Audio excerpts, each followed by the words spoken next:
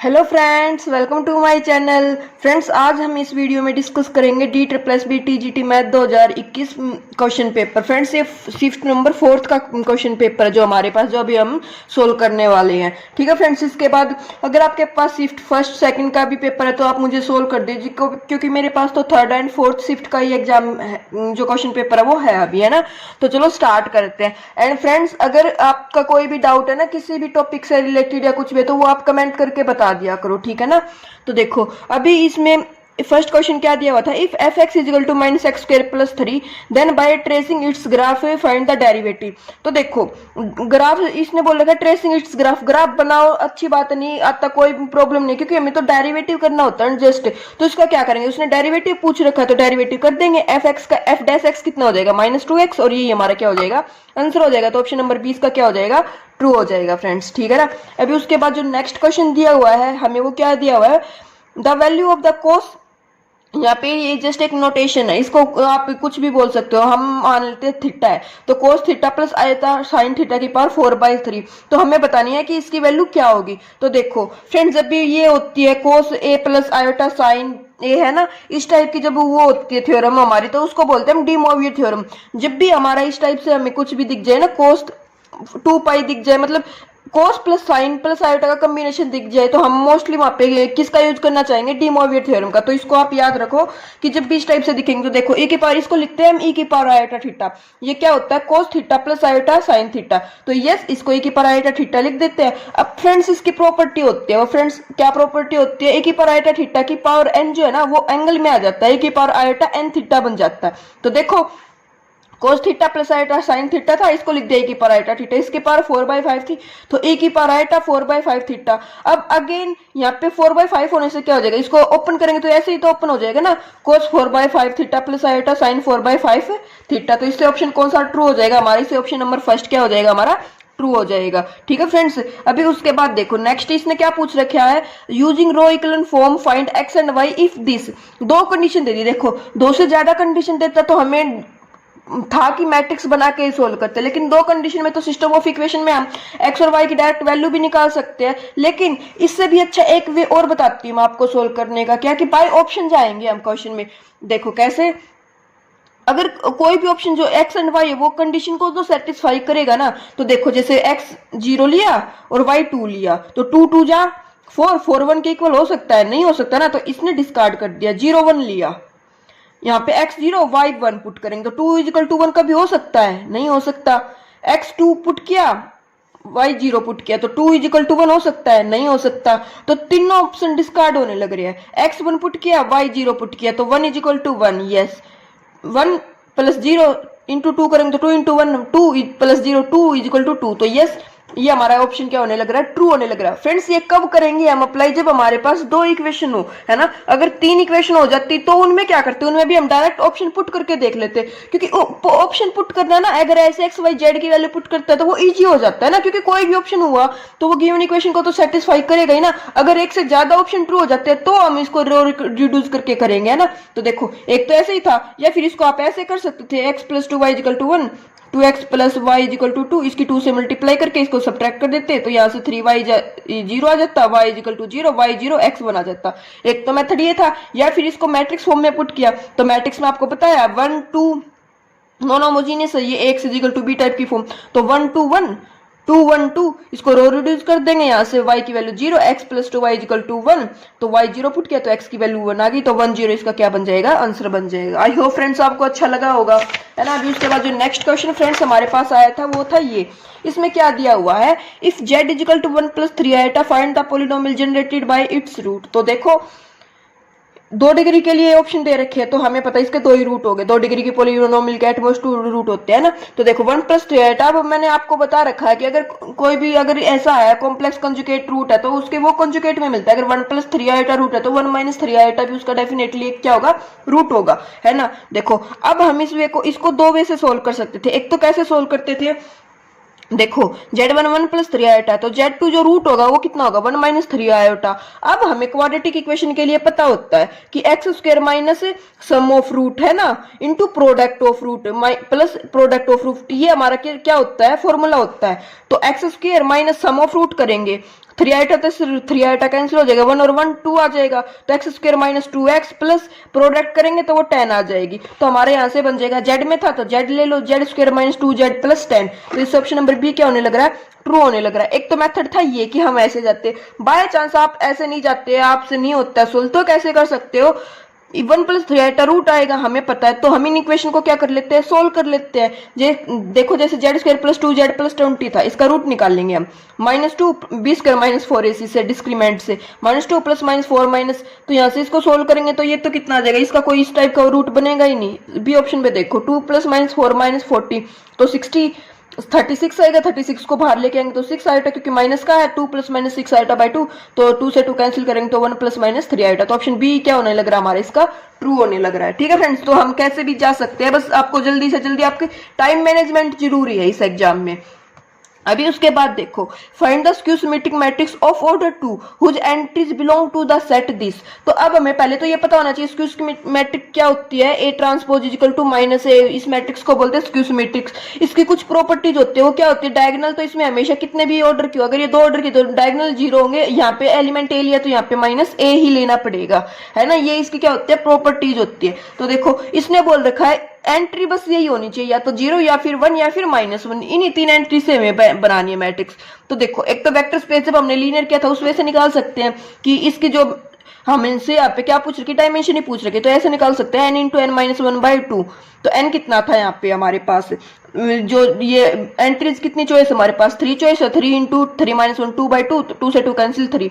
एक तो मेथड था ये, लेकिन अगर ऐसे नहीं निकाल सकते, नहीं है आपको याद, तो कैसे करोगे, तो देखो इन एंट्रीज से बनानी है, तो एक तो जीरो मैट्रिक्स ही बना सकते हैं, zero matrix symmetric skew symmetric सब कुछ होती है। उसके बाद देखो डायगोनल तो 0 फिक्स कर दिए, यहाँ पे 1 लिया तो यहाँ पे -1 लेना ही पड़ेगा, यहाँ पे -1 लिया तो यहाँ पे 1 लेना ही पड़ेगा। तो हमारे पास कितनी चॉइस आने लग रही है फ्रेंड्स, 3 ही चॉइस आने लग रही है ऐसी। इसके बाद आप फोर्थ कोई बना ही नहीं सकते, ट्राई करके देख लेना, बनेगी ही नहीं, आप मैट्रिक्स बना के देख लेना, है ना। तो इसका ऑप्शन नंबर 2 क्या हो जाएगा हमारे पास, ट्रू हो जाएगा। अभी उसके बाद जो नेक्स्ट क्वेश्चन था फ्रेंड्स हमारे पास, वो था ये, find the polynomial whose roots are -1, 1 - 2 omega, 1 - 2 omega square. तो देखो कैसे निकालते हैं हम इसको, एक बाय ऑप्शन से जाके देखो, अगर यहाँ पे -1 इसका रूट है तो -1 इसको सेटिस्फाई करेगा ना कि 0 आएगा। तो देखो -1 2 का -8 आने लग रहा है, 0 नहीं आने लग रहा है, तो ये ऑप्शन क्या हो जाएगा, डिस्कार्ड हो जाएगा। यहाँ पे -1 पुट करेंगे तो -1 2 का क्यूब -8 -16 आने लग रहा है, ये नहीं करा सेटिस्फाई।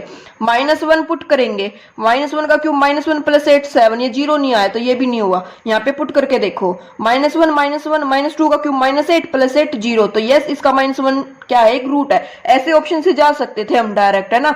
एक मेथड तो था ये बाय ऑप्शन जाना। सेकंड मेथड क्या है कि अगर ये रूट है तो x, अगर किसी का रूट है तो x + 1 लिखेंगे उसको, x 1 - ओमेगा रूट है तो x - 1 + ओमेगा, इनकी प्रोडक्ट करके तब सोल्व करते। ये था दूसरा मेथड, इसको मैंने नहीं किया क्योंकि बहुत लेंथी होने लग रहा था ये यहाँ से, ये है ना, क्योंकि इतना टाइम नहीं होता एग्जाम में। सेकंड इसको कैसे करते, इसको हम बाय फॉर्मूले से करते। कैसे, जैसे अगर ये तो रूट होने नहीं लग रहा, x - 1 क्यूब = 0, तो इसके रूट होते हैं 1 ओमेगा ओमेगा स्क्वायर, लेकिन वहां पे तो हमें -1 दिए हुए, तो ये तो नहीं है ना।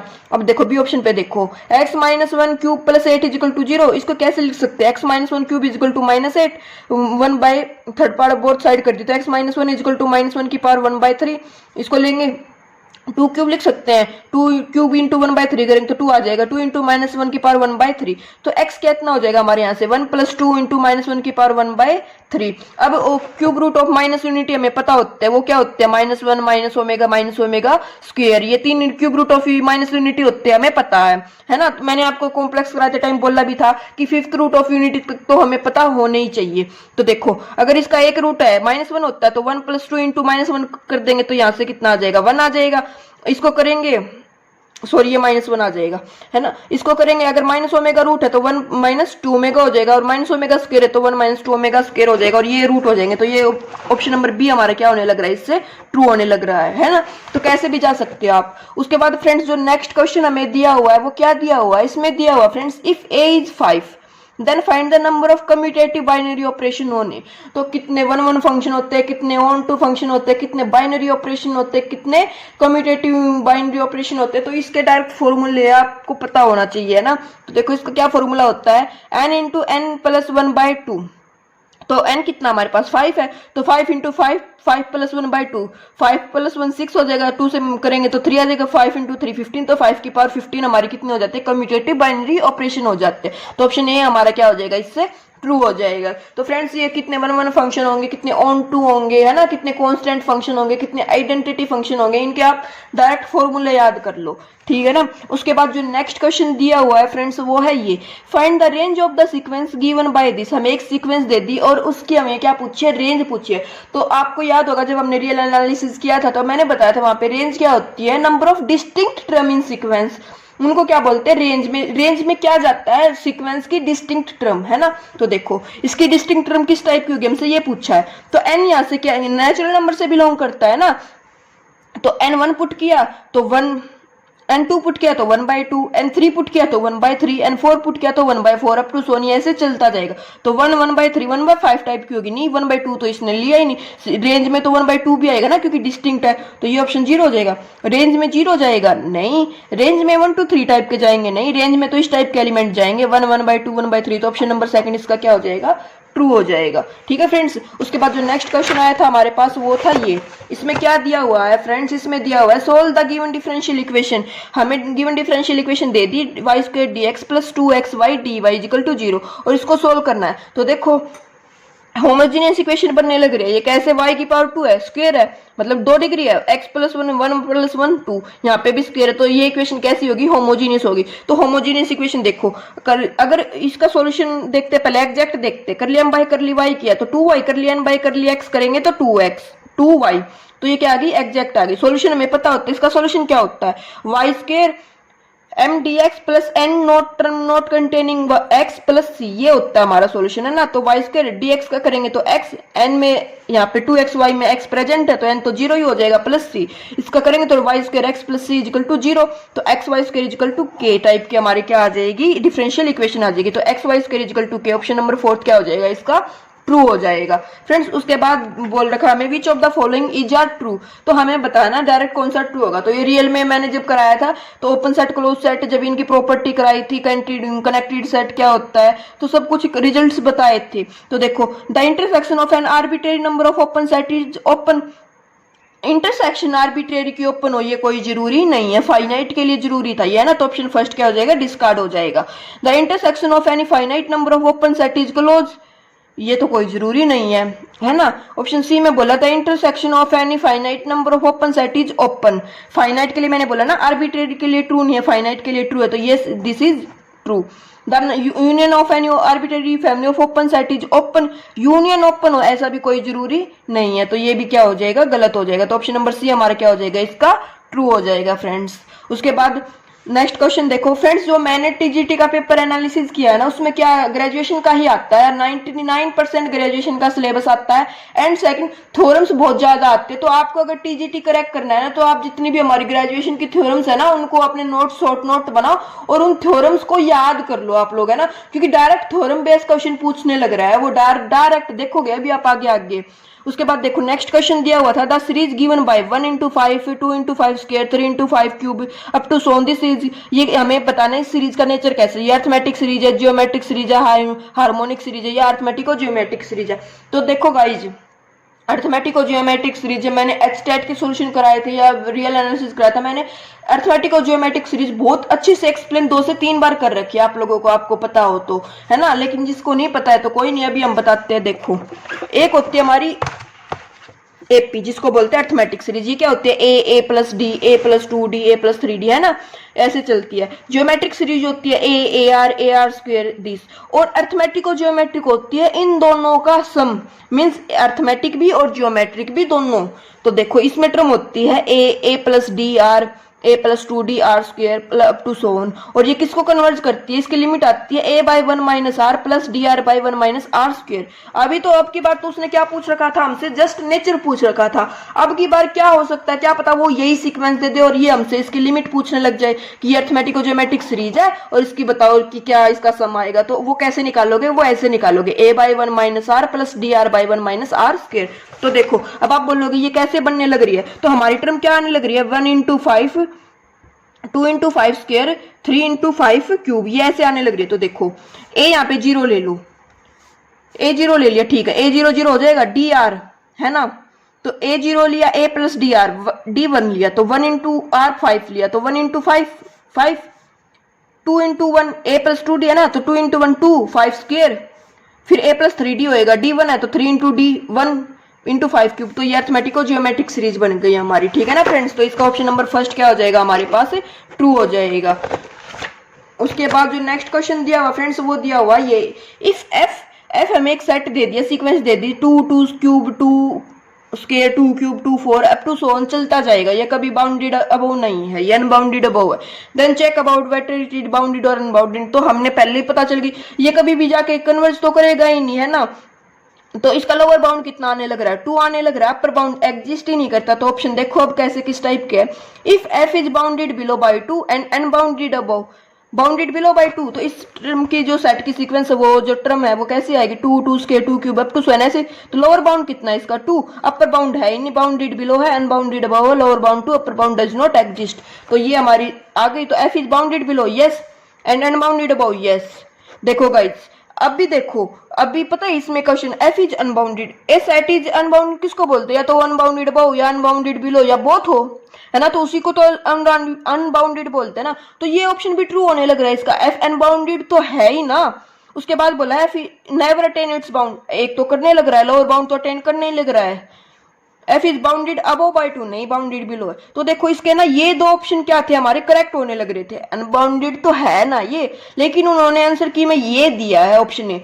अब वो क्यों दिया है, वो इसलिए दिया है क्योंकि हमें ना बेस्ट ऑप्शन चूज करना होता है। जब हमारा कोई भी सिंगल करेक्ट क्वेश्चन होता है तो हमें वहां पे बेस्ट ऑप्शन चूज करना होता है। F is unbounded, yes unbounded तो दिखने लग रहा है ना ये, लेकिन खास बात क्या है कि ये बाउंडेड बिलो है। इससे हमें अनबाउंडेड से बस ये पता चला अनबाउंडेड, यहाँ से हमें बिलो अबव की कुछ डेफिनेशन नहीं पता चली। इसमें पता चलने लग रहा था कि बाउंडेड बिलो तो ये है और बाय 2 से है, तो इसलिए ऑप्शन ए ट्रू हो जाएगा इसका, ठीक है ना। बहुत से बच्चे अब क्या करेंगे, वो देख के वो अनबाउंडेड लगा देंगे, लेकिन हमें बेस्ट ऑप्शन चूज करना होता है, इसलिए ऑप्शन ए इसका ट्रू हो जाएगा, ठीक है। अभी उसके बाद देखो नेक्स्ट क्वेश्चन क्या दिया हुआ है, विच of the following set is uncountable. तो मैंने काउंटेबल अनकाउंटेबल बताया था। काउंटेबल की कार्डिनलिटी क्या होती है, एलिफ नोट होती है। अनकाउंटेबल की कार्डिनलिटी क्या होती है, सी होती है। काउंटेबल सेट किसको बोलते हैं, जो इक्विवेलेंस हो एन के साथ। अनकाउंटेबल जो इक्विवेलेंस हो आर के साथ, मतलब इक्विवेलेंट 1 1 on 2 फंक्शन बनाए और यहाँ पे 1 1 on 2 बनाए आर के साथ। तो देखो the set of all integer N Z Q, ये मैंने बताया था आप लोगों को काउंटेबल होते हैं। तो इंटीजर क्या काउंटेबल है, इसने बोला अनकाउंटेबल तो डिस्कार्ड हो गया।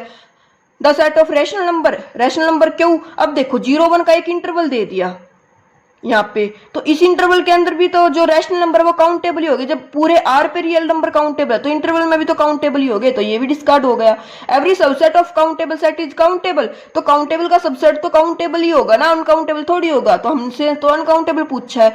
द यूनिट इंटरवल 0 1, तो यस दिस इज अनकाउंटेबल। मैंने आपको बताया था कि जो भी 9 टाइप के ओपन इंटरवल होते हैं ना, जैसे 0 1 ले दिया, यहाँ से 0 1 क्लोज ले दिया, यहाँ से 0 1 ऐसे ले दिया, या फिर जो भी open interval 0 to infinity, minus infinity to 0, minus infinity to infinity, इस टाइप के जितने भी 9 इंटरवल होते हैं ये कैसे होते हैं, हमारे अनकाउंटेबल होते हैं। तो ऑप्शन बी क्या हो जाएगा हमारे यहाँ से ट्रू हो जाएगा, ठीक है फ्रेंड्स। उसके बाद जो नेक्स्ट क्वेश्चन दिया हुआ था वो क्या दिया हुआ था फ्रेंड्स, यहाँ पे बोल दिया, ये हमें बताना ये कौन सी थ्योरम है। Which theorem state that between any two distinct number there lie at least an rational number and hence there lie many rational number. हमें ये पता नहीं ये कौन सी थ्योरम होती है, तो ये हमारी कौन सी थ्योरम होती है, कैंटर थ्योरम। कैंटर थ्योरम तो फ्रेंड्स हमारी क्या बोलते हैं कि सेट से पावर सेट पे कभी भी कोई भी ऑन टू फंक्शन एग्जिस्ट नहीं करता। क्योंकि क्यों नहीं करता, क्योंकि वहां पे जो पावर सेट की कार्डिनलिटी मान लो 2 एलिमेंट है, तो उसमें तो 4 एलिमेंट हो जाएंगे, तो 2 से 4 एलिमेंट पे जाने वाले हम यहाँ से ऑन टू फंक्शन एग्जिस्ट नहीं करा सकते। तो ये होती है कैंटर थ्योरम, तो ये तो नहीं होगी। डेंसिटी थ्योरम, आर्किमीडियन प्रॉपर्टी, जो आर्किमीडियन प्रॉपर्टी होती है वो किसके लिए होती है, नेचुरल नंबर के लिए होती है, कि हर रियल नंबर के लिए एक नेचुरल नंबर एग्जिस्ट कर जाएगा, तो वो आर्किमीडियन प्रॉपर्टी होती है, तो ये भी नहीं होगा। हार्न-बनाक थ्योरम तो फ्रेंड्स हमने फंक्शनल एनालिसिस में पढ़ा था मास्टर्स में, वो तो वहां पे इन प्रोडक्ट स्पेस के केस में थी, है ना, उसका भी काम नहीं है। तो हमारी जो ये होती है डेंसिटी थ्योरम, और ये किस पे केस करती है, रियल रैशनल इरेशनल पे चलती है। तो ऑप्शन बी क्या हो जाएगा हमारे पास यहाँ पे ट्रू हो जाएगा फ्रेंड्स। उसके बाद जो नेक्स्ट क्वेश्चन दिया हुआ था वो क्या दिया हुआ था, find the integrating factor of this.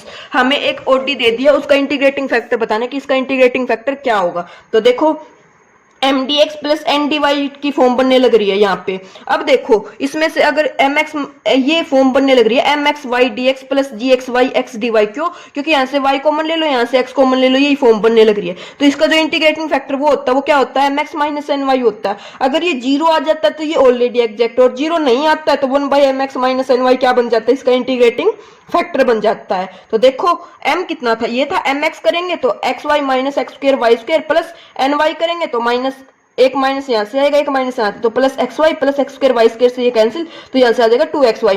Zero नहीं आया तो इंटीग्रेटिंग फैक्टर हो जाएगा 1 by M x minus n y, this means 1 by 2xy। ये क्या बन जाएगा? हमारा इंटीग्रेटिंग फैक्टर बन जाएगा। तो ऑप्शन सी क्या हो जाएगा हमारे पास? ट्रू हो जाएगा। ठीक है फ्रेंड्स, उसके बाद जो नेक्स्ट क्वेश्चन आया था वो था हमारे पास ये, the series given by this convergent divergent oscillate finite oscillate infinite. तो मैंने कन्वर्जेंट डाइवर्जेंट ओसिलेट आपको अच्छे से बताया कि ओसिलेट कब करते, फाइनाइट कब, इनफाइनाइट कब, है ना। तो देखो पहले तो हमें अब ये बताना है, तो कैसे चेक करेंगे? पहले इसको एक अच्छी सी फॉर्म में ट्रांसफॉर्म करते हैं। तो देखो n को 1 पुट करते हैं, तो n 1 पुट किया तो 1, 1 प्लस 1 2, 1 प्लस 2 3, n को 2 पुट किया तो 2, 2 प्लस 1 3, 2 प्लस 2 4। तो ये सीरीज बनने लग रही है हमारी इस टाइप की, n goes from 1 to infinity n by n plus 1 n plus 2, है ना। तो देखो अब इसका हमें कन्वर्जेंट डाइवर्जेंस ओसिलेशन बताना कैसे होगा। तो n क्या होगी? n by n square 1 plus 1 by n, 1 plus 2 by n. मैंने यहाँ से n और n कॉमन ले लिया दोनों से, तो एक n से तो ये एक n कैंसिल हो जाएगा, 1 by n, 1 plus 1 by n, 2 plus 1 by n, ये हमारी हो गई an। अब हम यहाँ पे क्या आते हैं, लिमिट कंपैरिजन टेस्ट होते हैं हमारे 2-3, वो कराने रहते हैं, वो करा देंगे। तो देखो वहां से हमें क्या करना होता है, हमें सीक्वेंस कंपेयर करनी होती है। तो हम मान लेते हैं लेट bn ये है, इसको 1 बाई n को bn ले लिया, तो an बाई bn करेंगे, तो an बाई bn करेंगे तो 1 by n, 1 plus 1 by n, 1 plus 2 by n, और बाय 1 बाय n करेंगे, इस n से ये कैंसिल हो जाएगा। Limit n tending to infinity, 1 by infinity 0, 1 plus 0, यहाँ से 1 आ जाएगा, यहाँ से भी 1 आ जाएगा, 1 बाय 1 करके 1 आ जाएगी लिमिट। तो लिमिट फाइनाइट एग्जिस्ट कर गई, नॉन जीरो नॉन इन्फिनिटी है। तो इनका लिमिट कंपैरिजन टेस्ट क्या होता है कि जो an और जो bn का बिहेवियर है ना वो कैसा होगा, वो सेम होगा। जो bn का बिहेवियर होगा वही हमारे पास क्या होगा, an का होगा। अब सीक्वेंस, अब तक तो ये bn क्या था, 1 बाय n सीरीज bn का बिहेवियर देखते, तो सीरीज bn क्या हो जाएगी, 1 बाय n हो जाएगी, है ना। और ये डाइवर्जेंट होने लग रही है किससे, p टेस्ट से। p टेस्ट क्या होता है, 1 बाय n की पावर p। ये कन्वर्जन कब को होता है, जब p ग्रेटर देन 1 हो, और अगर p इक्वल टू 1 या लेस देन 1 है तो ये कैसी हो जाती है, डाइवर्जेंट सीरीज हो जाती है। तो bn डाइवर्जेंट है तो an भी कैसी सीरीज हो जाएगी, डाइवर्जेंट सीरीज हो जाएगी। ठीक है ना फ्रेंड्स, तो इससे हमारा ऑप्शन नंबर बी क्या हो जाएगा हमारे पास, ट्रू हो जाएगा। उसके बाद जो नेक्स्ट क्वेश्चन आया था फ्रेंड्स वो था हमारे पास ये, इसमें क्या बोल दिया, find the term of the sequence given by this. हमें इस सीक्वेंस की क्या बतानी है, टर्म बतानी है। तो टर्म वही कैसे बताते हैं, n को वेरी कराएंगे नेचुरल नंबर के सेट से, तो n को 1 पुट करेंगे तो 1 प्लस 1 2 हो जाएगा। फर्स्ट टर्म आएगी 2, इसकी 1 है, इसकी 1 है, इसकी 1 है, ऑप्शन डिस्कार्ड हो जाएंगे। ऑप्शन सी डायरेक्ट ट्रू होने लग रहा। या फिर आप एक दो और निकाल के देख लो, n को 2 पुट करेंगे तो 1 प्लस 1 बाई 4 यानी कि 5 बाई 4, 3 पुट करेंगे तो 10 बाई 9, फिर 15 पुट करेंगे, 4 पुट करेंगे तो 17 बाई 16, 5 पुट करेंगे तो एक जो न्यूमरेटर है वो ज्यादा जाता जाएगा, है ना। तो सी ऑप्शन क्या हो जाएगा हमारा, इससे ट्रू हो जाएगा। उसके बाद बताना फ्रेंड्स हमें, check about the monotonicity of the function. ये कोई क्वेश्चन था, इसमें फंक्शन डिफाइन था ही नहीं, मैंने लिख दिया था ये। उसके बाद देखा यहाँ पे फंक्शन तो सो ही नहीं होने लग रहा था, डायरेक्ट उसमें जो मेरे पास पीडीएफ थी उसमें ऐसे ही आने लग रहा था। तो आपको फंक्शन पता है तो आप इसको सोल्व कर लेना, क्योंकि इस क्वेश्चन में जो है वो फंक्शन वहाँ पे नोटेशन था ही नहीं पीडीएफ में। उसके बाद जो नेक्स्ट क्वेश्चन फ्रेंड्स हमारे पास आता है वो ये है, the series given by this is oscillate finitely divergent oscillate infinitely convergent. तो ये सीरीज हमारी कैसे बनने लग रही है, A R square A R cube ये बनने लग रही है। a 1 है, r 1 बाई 5 है। तो देखो फ्रेंड्स r जब 1 से लेस होता है तो ये कन्वर्ट कर जाती है a बाई 1 माइनस आर को, और अगर ये डायरेक्ट है हमारी ज्योमेट्रिक सीरीज होती है ए आर, है ना। तो देखो ये ए आर स्क्वायर ये करेगी 1 बाई 1 माइनस आर को, कब, जब r 1 से लेस है। तो r यहाँ पे कितना 1 बाई 5 है, 1 से लेस है, तो ये कन्वर्ट कर जाएगी 1 by 1 minus r, 1 by 1 minus 5 by 4 को ये क्या कर जाएगी, कन्वर्ट कर जाएगी। अगर r 1 होता है या 1 से ग्रेटर होता तो ये डाइवर्जेंट हो जाती। ठीक है ना फ्रेंड्स। ओसिलेट फाइनाइट कब होते हैं, जब r माइनस 1 हो, और r माइनस 1 से भी छोटा है तो ओसिलेट इनफाइनाइट हो जाते हैं। ठीक है फ्रेंड्स। तो यहाँ से ऑप्शन जो हमारा आने लग रहा है वो क्या आने लग रहा है, कन्वर्जेंट आने लग रहा है। तो ये सीरीज जो है कि convergent series, divergent oscillate series क्या होते हैं, उसके बाद अर्थमेटिक और geometric series, hyper geometric series, है ना, और फिर हमारी अर्थमेटिक सीरीज, इनकी ये 4-5 प्रॉपर्टीज है, इनको आप पढ़ लो। उसके बाद फ्रेंड्स जो नेक्स्ट क्वेश्चन दिया हुआ है वो क्या दिया हुआ है, if f x y z दे दिया और हमसे एफ एक्स वाई जेड ही पूछ रखा कि इनसे किसके इक्वल होगा, किसकी वैल्यू सेम आने लग रही है। तो देखो फर्स्ट ऑप्शन में है एफ जेड वाई एक्स, इसके इक्वल आएगा। एक्स को जेड से रिप्लेस कर दो, तो जहां पे भी एक्स था वहां पे जेड कर दो, जहां पे जेड था वहां पे एक्स कर दो, है ना। तो यहाँ पे एक्स के plus z square plus y square plus x square minus x y z plus 4 ये दोनों इक्वल आने लग रहे हैं। तो ऑप्शन ए क्या हो जाएगा, ट्रू हो जाएगा। लेकिन सी डी भी देख लो, एफ एक्स को माइनस एक्स से रिप्लेस कर दो, तो माइनस एक्स का स्क्वायर करेंगे तो वो तो एक्स स्क्वायर ही आ जाएगा, x square plus y square plus z square plus एक माइनस यहाँ पे था, एक माइनस यहाँ से आएगा तो plus x y z plus 4 हो जाएगा। लेकिन ये तो इसके इक्वल ही नहीं आया है ना, तो ये डिस्कार्ड हो जाएगा। सेम ये भी नहीं आएगा और जीरो तो आएगा ही नहीं है। तो ऑप्शन ए क्या होने लग रहा है हमारा, इससे ट्रू होने लग रहा है। ठीक है फ्रेंड्स, उसके बाद जो नेक्स्ट क्वेश्चन हमारे पास आया था वो था ये Taylor theorem. Taylor theorem, Maclaurin theorem, ये हमें पता है कि किस पे चलती है, इनकी क्या प्रॉपर्टीज होती है। कॉम्प्लेक्स में भी हम बहुत अच्छे से करके आए और रियल में भी करेंगे आगे। तो देखो Taylor theorem is mainly used in expressing the function as a sum of with.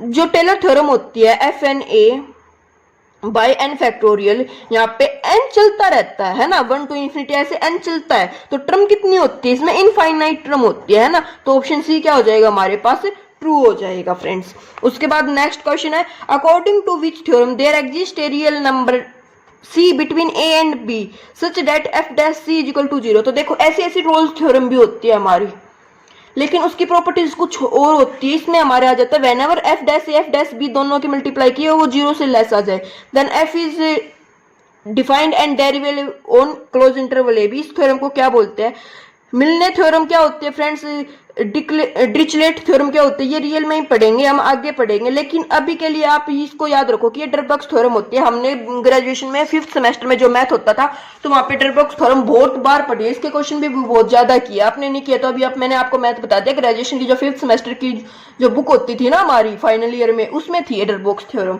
उसके बाद जो नेक्स्ट क्वेश्चन है फ्रेंड्स, यहाँ पे बताना है find the expression of cos x square. हमें बतानी है एक्सपेंशन किसकी, कोस एक्स स्क्वायर की क्या होगी। तो देखो पहले कोस एक्स की पता होनी चाहिए हमें। कोस एक्स की क्या होती है, 1 minus x square by 2 factorial plus x 4 by 4 factorial plus x 6 by 6 factorial, है ना।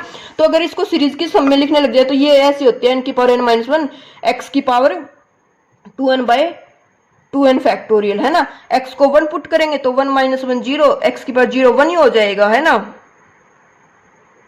उसके बाद जब x को यहाँ पे n1 से चलता है हमारा, उसके बाद जब सोल्व करेंगे तो इसकी यही आ जाएगी हमारे पास। तो देखो x को x स्क्वायर से रिप्लेस कर देंगे अब हम, क्योंकि कोस x स्क्वायर की बोल रखी ना, तो x को रिप्लेस कर देंगे x स्क्वायर से। तो जहाँ पे भी x है वहां पे x स्क्वायर कर देंगे, तो 1 माइनस एक्स स्क्वायर का square x 4 by 2 factorial plus x square की power 8 x 8 by 4 factorial up to 100 ऐसा चलता जाएगा। ऑप्शन फर्स्ट में x प्लस 1 नहीं, कैंसिल, प्लस प्लस नहीं चले, ये कोस हाइपरबोलिक के लिए बन जाएगी। कोस हाइपरबोलिक में प्लस होती है सभी टर्म।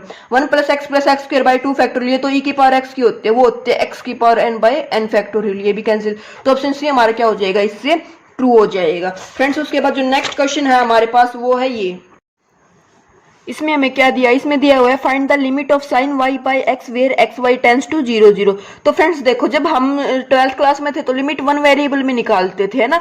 मींस वहां पे x टेंस टू 0 करता था, जैसे साइन फंक्शन हमारा एक अकेला x का होता था। लेकिन अभी हमें क्या दिया हुआ है यहाँ पे, फंक्शन 2 वेरिएबल में दिया हुआ। जब फंक्शन एक से ज्यादा वेरिएबल में दिया हुआ तो कैसे करते, हमारा मेथड वही होता है, जस्ट थोड़ा सा एक दो स्टेप चेंज हो जाते हैं। जैसे अब हमारा एफ एक्स वाई क्या दे दिया, साइन वाई बाई एक्स, तो अब लिमिट 10 टू 0 0 कैसे निकालेंगे। तो बच्चे पता क्या गलती करते हैं, वहां पे वो क्या करते हैं, साइन 0 बाई 0 पुट कर देते, तो बोलते साइन 0 0 0 बाई 0 फॉर्म बनने लग रही है। और उसके बाद इसका क्या कर देते हैं, वो डेरिवेटिव कर देते हो। इसका डेरिवेटिव करेंगे तो 1 बन जाएगा, साइन वाई का करेंगे कोस वाई, कोस 0 वाई, कोस वाई के प्लेस पे 0 पुट करेंगे तो कोस 0 1 बन जाएगा। यहाँ पे 1 नीचे डेरिवेटिव से हो ही जाएगा, तो 1 बाई 1 करके 1 आंसर लगा देते। लेकिन ये गलत होता है, जब हम एक से ज्यादा वेरिएबल में निकालते तो हम ऐसे पाथ डिपेंडेंट पाथ इंडिपेंडेंट देख के तब निकालते। तो देखो अगर मैंने यहाँ पे y is equal to M X put किया है यहाँ पे, है ना, तो y is equal to M X put करेंगे तो sine y M X by M X, X X cancel हो जाएगा, साइन m, ये किस पे डिपेंड कर गई है, हमारा m पे डिपेंड कर जाता है। और जब ऐसे आ जाती है ना हमारी लिमिट, तो वो क्या बोल देते हैं, लिमिट डज नॉट एग्जिस्ट, क्योंकि m पे डिपेंड करने लग रहा है। m 0 हुआ तो साइन 0 0 आ जाएगी, m 1 हुआ तो साइन 1 आ जाएगा, m पाई बाई 2 हुआ तो साइन 1 आ जाएगा। तो ऐसे पार्ट डिपेंडेंट क्यों, क्योंकि अलग अलग लिमिट आने लग रही है अभी इसकी, है ना, तो इसलिए लिमिट डज नॉट एग्जिस्ट, इसका क्या हो जाएगा हमारे पास आंसर हो जाएगा फ्रेंड्स। उसके बाद नेक्स्ट क्वेश्चन क्या दिया हुआ है हमें, नेक्स्ट क्वेश्चन दिया हुआ friends, find the absolute maximum, हमें इसका क्या बताना है, एब्सोल्यूट मैक्सिमम बताना है एफ एक्स का -1 से 2 के इंटरवल पे। तो देखो कैसे बताते हैं हम, एक तो हम इन्हीं पे चेक करते हैं फंक्शन की वैल्यू की, जो हमारे बाउंड्री पॉइंट्स दिए हुए हैं एंड पॉइंट, उन पे क्या वैल्यू आएगी, -1 पे चेक करो और 2 पे चेक करो। उसके बाद हमें क्या करना होता है, जो एफ एक्स है उसका डेरिवेटिव निकालते, तो एफ एक्स का डेरिवेटिव निकालेंगे तो वो क्या आ जाएगा हमारे पास, एफ डैश एक्स आ जाएगा। तो देखो एफ डैश एक्स करेंगे 15x² + 2x - 1 डिस्क्रीमेंट से इसका निकालेंगे तो इसके रूट आ जाएंगे 1/5 और -1/3। तो इसकी 4 वैल्यू आने लग रही है हमारी, तो हम इन चारों पे क्या निकाल देते हैं, फंक्शन की वैल्यू निकाल देते हैं। तो देखो x को -1 पुट किया तो y आया -2, x को 1/5 पुट 1/3 रूट था तो -1/3 रूट किया तो ये आया 34/27, 1/5 पे 22/25 और 2 पे 43 देने लग रहा है। तो इसकी मैक्सिमम वैल्यू कहां से आने लग रही है फ्रेंड्स, हमारी इसकी मैक्सिमम वैल्यू आने लग रही है 2 पे। तो 2 हमारा क्या हो जाएगा, इसका x = 2 हमारा क्या हो जाएगा, आंसर हो जाएगा। इसके बाद क्या दिया हुआ है, इसमें दिया हुआ है find the maximum and minimum value of F X sine into sine of X, sine के एंगल में साइन एक्स दिया हुआ, तो इसकी हमें मैक्सिमम और मिनिमम वैल्यू बतानी है। तो देखो इसको कैसे सोल्व करेंगे हम, हमें पता है साइन एक्स लाई करता है -1 से 1 के बीच में, है ना। तो यहाँ पे बोथ साइड क्या अप्लाई कर देते हैं, साइन अप्लाई कर देते हैं। साइन ऑफ -1 लेस देन हो जाएगा sine of x less than हो जाएगा साइन ऑफ 1। तो हमारा आंसर देख लो, sine of sine x maximum value कितनी देने लग रहा है, sin 1, और मिनिमम देने लग रहा है -sin1। तो ऑप्शन बी हमारा क्या हो जाएगा, इससे ट्रू हो जाएगा फ्रेंड्स। उसके बाद जो नेक्स्ट क्वेश्चन आया हमारे पास वो क्या दिया हुआ है, उसमें दिया हुआ है if u and v are continuous on A B and have equal finite derivative in A B then u - v is, तो u - v हमारे क्या हो जाते हैं फ्रेंड्स, इनफाइनाइट हो जाते हैं, f/g हो जाते हैं, g हो जाती है कांस्टेंट हो जाते हैं। तो हमें ये रिजल्ट पता होता है कि अगर u और v कंटिन्यूअस फंक्शन है और इक्वल डेरिवेटिव है उनका, तो u - v करेंगे तो वो क्या हो जाएगा, एक कांस्टेंट वैल्यू आएगी, ठीक है ना फ्रेंड्स। तो ये ऑप्शन 4 इसका क्या हो जाएगा, ट्रू हो जाएगा, डायरेक्ट रिजल्ट ही होता है। उसके बाद क्या दिया हुआ है फ्रेंड्स हमें, उसके बाद दिया हुआ है determine the order of poles cosecant Z, हमें बताना है कि इसके पोल्स क्या होंगे। तो फ्रेंड्स देखो, अब पोल्स के लिए हम जब एफ डिफाइन करते थे function f Z, P Z by Q Z, इस टाइप का फंक्शन होता था। तो पी जेड से तो हम जीरोज निकालते थे, क्यू जेड से पोल निकालते थे ना। तो यहाँ पे तो ये कोसिकेंट जेड है, अब इसके पोल्स कैसे निकलेंगे, तो पहले हमें इसको कुछ करना पड़ेगा इसमें चेंज। तो देखो कोसिकेंट जेड को हम क्या लिख सकते हैं, 1/sin जेड लिख सकते हैं। तो अब पोल साइन जेड के निकालेंगे, तो साइन जेड को 0 से इक्वेट किया तो जेड की वैल्यू आ जाएगी हमारे पास n π, n यहाँ पे 0 + -1 + -2, तो इसके पोल्स आ जाएंगे 0 + -π + -2π ओलर। और ये कैसे पोल है, ये सिंपल पोल है, कैसे पता चलेगा, देखो ऊपर से तो 0 होगा ही नहीं कभी भी, साइन 0 0, साइन का एक बार डेरिवेटिव कर देंगे cos z, cos 0 पे 1 दे देगा। तो इसलिए इसके कितने ऑर्डर के पोल होने लग रहे हैं, ऊपर से एक का भी नहीं, नीचे से एक का। तो एक ऑर्डर के पोल को क्या बोलते हैं, हम सिंपल पोल बोलते हैं। तो देखो अभी ऑप्शंस पे जाओ, z = 0 is a simple pole, yes. z = 0 irregular singularity, irregular और रेगुलर सिंगुलरिटी, देखो हमने दो टाइप की सिंगुलरिटी पढ़ी थी, आइसोलेटेड एंड नॉन आइसोलेटेड। तो इरेगुलर होती है हमारी non isolated singularity. Non isolated singularity कैसे चेक करते थे, अभी देखो उससे पहले इन दो ऑप्शंस पे आओ, ए पोल ऑफ ऑर्डर 3 नहीं हमारे कैसे आए, पोल सिंपल पोल आए, तो ऑप्शन 3 हमारा कैसा हो जाएगा, यहाँ से डिस्कार्ड हो जाएगा। No pole occur at 0, yes 0 पे पोल आने लग रहा है, साइन 0 0 दे देगा 1/0 इन्फिनिटी, तो पोल तो आने लग रहा है, ये भी डिस्कार्ड हो जाएगा।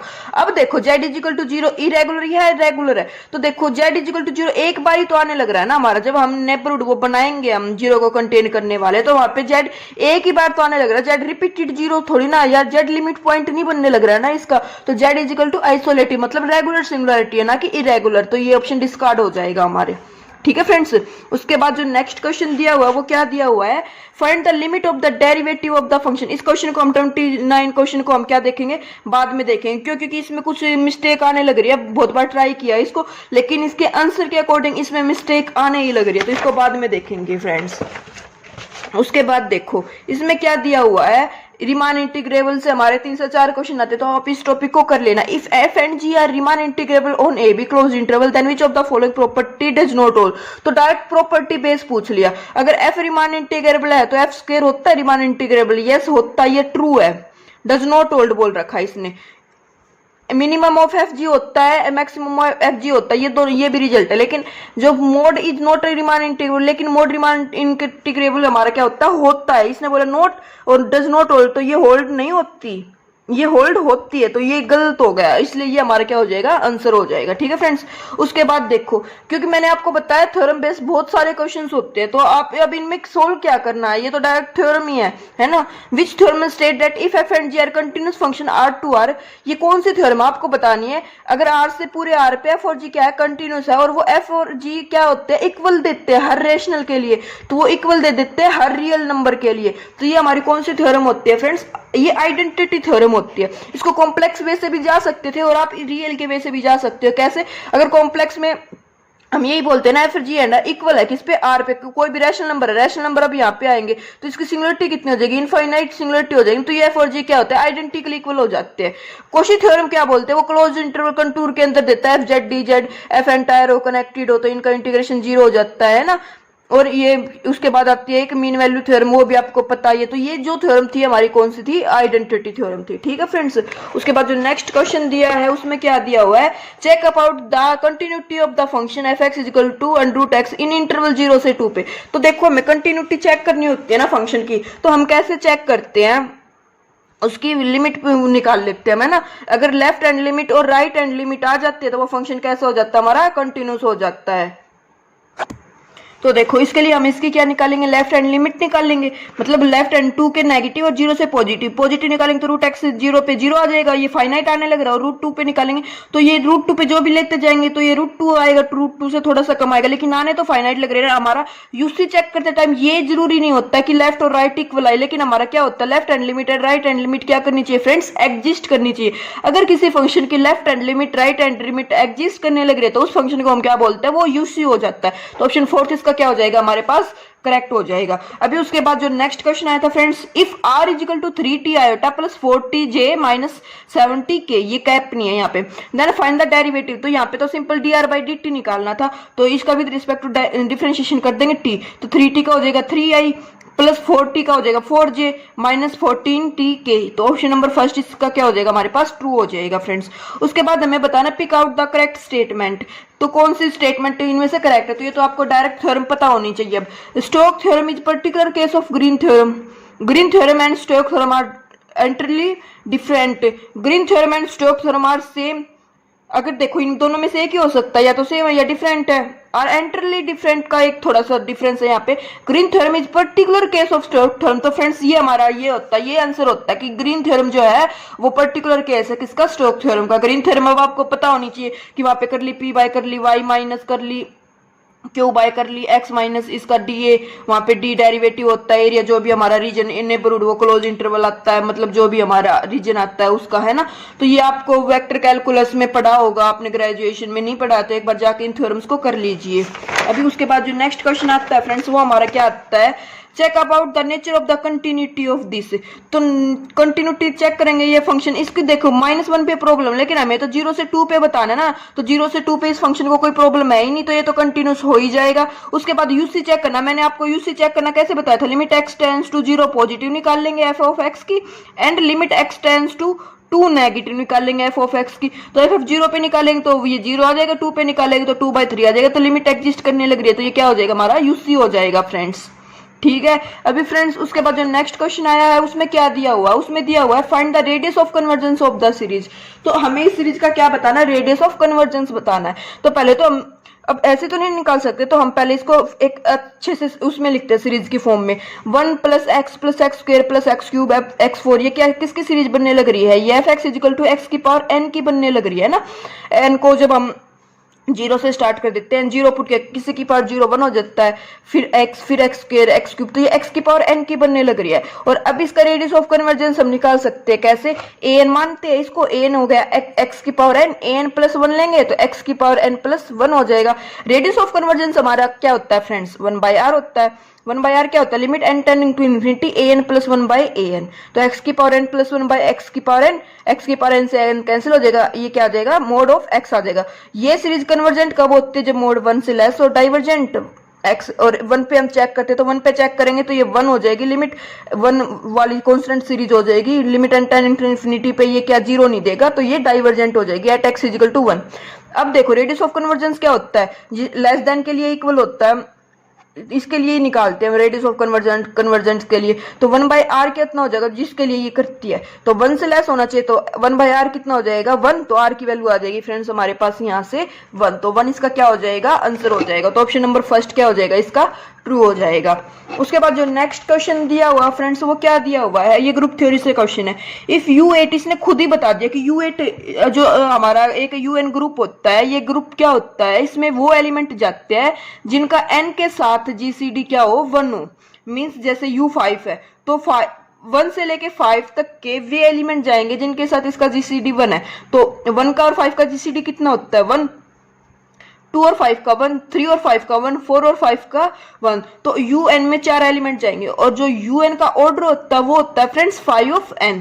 अब 5 फंक्शन आपने बहुत अच्छे से बहुत बार सम डिवाइजर या बहुत बार पढ़ा होगा, 5n फंक्शन है ना सम ऑफ डिवाइजर में या नंबर ऑफ डिवाइजर में, इस टाइप में। तो 5n हमारा फंक्शन होता है। अब देखो 5n यहाँ पे 5 ऑफ 5 है, तो 5 का जो 5 होता है वो तो 5 प्राइम नंबर है, तो 5n का अगर n प्राइम होता तो n-1 हो जाता, तो 5 का ऑर्डर कितना हो जाएगा n-1, तो 4। तो ऑर्डर ऑफ UN क्या होता है उतना 5n, 5 का ऑर्डर हो जाएगा 4। तो सिमिलरली UN 8 है, तो U8 का ऑर्डर कितना हो जाएगा 5 ऑफ 8 हो जाएगा हमारे पास। 5 ऑफ 8 को क्या लिख सकते हैं 2 क्यूब, तो ये जब 5 अप्लाई करते तो ये 2 cube minus 2 square, 5 of n का क्या हो जाता है n जितनी भी पावर है उसकी a की पावर n माइनस a की पावर n-1, ये ऐसे चलता है। तो 2 की power cube minus 2 square, 8 minus 4 तो 4 हो जाता है। तो 4 UN का ऑर्डर होगा 4, जितना ऑर्डर होता है उतने ही तो सेट में एलिमेंट जाएंगे। तो अब चेक भी कर लो कौन कौन से जाएंगे जिसका 8 के साथ GCD 1 है, 1 3 5 7, 2 और 8 का GCD 2 है, 4 और 8 का GCD 4 है, तो वो नहीं जाएंगे, तो ये 4 एलिमेंट जाएंगे। सिमिलरली U10 में देखो U10 का ऑर्डर कितना हो जाएगा, U10 का ऑर्डर हो जाएगा फ्रेंड्स 510 को हम कैसे लिख सकते हैं 2 इंटू 5, इसको अगर प्राइम नंबर होते तो इसको अलग अलग से ब्रेक कर लेते, तो 5 2 इंटू 5 5 कर देंगे यहाँ से, 5 अभी बताया 4 होता है, 5 2 कितना होता है 1 होता है, तो 1 इंटू 4 करके 4 आ जाएगा। तो ऑर्डर ऑफ U10 4 होएगा। 1 के साथ चेक कर लो GCD 10 का किसका बनाएगा, तो 1 इंटू 3 7 और 9 ऐसे 4 एलिमेंट है जिनका GCD बनाएगा। तो U8 ये हो गया, U10 हमारे पास ये हो गया। अब उसने बोला then how many elements are in their product, तो प्रोडक्ट में कितने एलिमेंट जाएंगे, तो 4 एलिमेंट इसके 4 एलिमेंट इसके, तो 16 एलिमेंट टोटल हमारे इसके किस में चले जाएंगे प्रोडक्ट में चले जाएंगे। आई होप फ्रेंड्स आपको ये समझ आया होगा, नहीं आया तो कोई बात नहीं, अभी हम ग्रुप थ्योरी स्टार्ट करेंगे तब देख लेंगे इसको, है ना। तो ऑप्शन डी हमारा क्या हो जाएगा इसका करेक्ट हो जाएगा फ्रेंड्स। उसके बाद बोल रखा है which property state that A subset X be any subset and every finite sub collection of A has non empty intersection. तो ये कौन सी प्रॉपर्टी होती है, हमें इस प्रॉपर्टी को बताना। तो ये किससे ले दिया, रियल एनालिसिस से क्वेश्चन दे दिया। डैश प्रॉपर्टी, कैंटर प्रॉपर्टी, तो कैंटर प्रॉपर्टी कैंटर सेट बताया था मैंने C01 के लिए, है ना। ये कैंटर प्रॉपर्टी तो वो होती है, उसमें तो ये ऐसा कुछ सबसेट की कलेक्शन थी ही नहीं। हैनबर्ग प्रॉपर्टी, वेस्टास प्रॉपर्टी और फाइनाइट इंटरसेक्शन प्रॉपर्टी, तो फ्रेंड्स ये हमारे क्या होती है फाइनाइट इंटरसेक्शन प्रॉपर्टी होती है। Find the cardinality of generating set of dihedral group. Dihedral group friends क्या होता है DN, ये DN से डिनोट करते हैं। इसमें क्या आ जाती है, इसमें हमारी जैसे हम इसमें क्या करते हैं सिमेट्री चेक करते हैं। सिमेट्री ऐसे जैसे ये है, इसका ये पॉइंट है, इसको ऐसे करेंगे और फिर इसकी 3 सिमेट्री यहाँ से बन जाती है, एक यहाँ से एक यहाँ से और एक यहाँ से, तो हमें इसकी मतलब ये यहाँ पे जाएगा। ऐसे सिमेट्री चेक करनी होती है। रिफ्लेक्शन और रोटेशन, इसमें 2 चीजें चलती है मेरी। तो इसका हमने क्या पूछ रखा, इसने जनरेटिंग सेट पूछ रखा। तो देखो जो DN होता है इसका ऑर्डर कितना होता है 2n होता है। अगर D3 लिया आप लोगों ने तो इसका ऑर्डर कितना हो जाएगा 6 हो जाता है 2 इंटू 3 करके।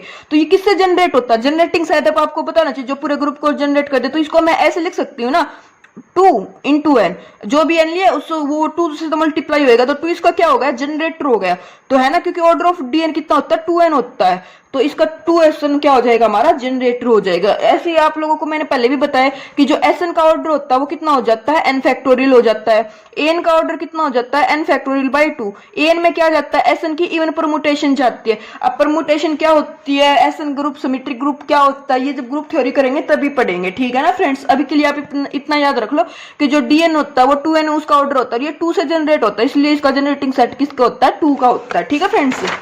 अभी उसके बाद नेक्स्ट क्वेश्चन क्या दिया हुआ हमारे पास, इसमें क्या दिया हुआ है find the radius of convergence of this.